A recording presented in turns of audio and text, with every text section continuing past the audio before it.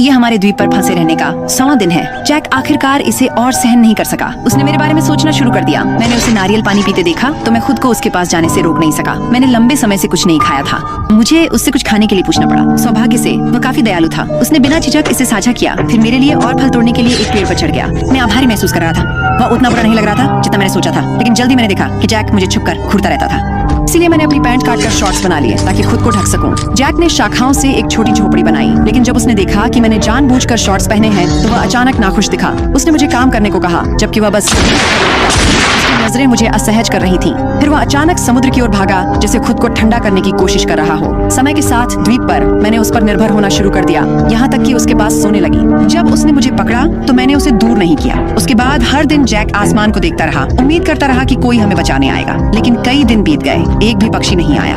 हम धीरे धीरे निराशा में डूब गए। हमें यह नहीं पता था कि जैक के पिता और मेरी माँ हर दिन हमारी तलाश कर रहे थे, लेकिन उन्हें कभी कुछ नहीं मिला। एक दिन जैक रेत में चित्र बनाते हुए बोर हो गया। उसने अचानक कुछ भयानक पाया।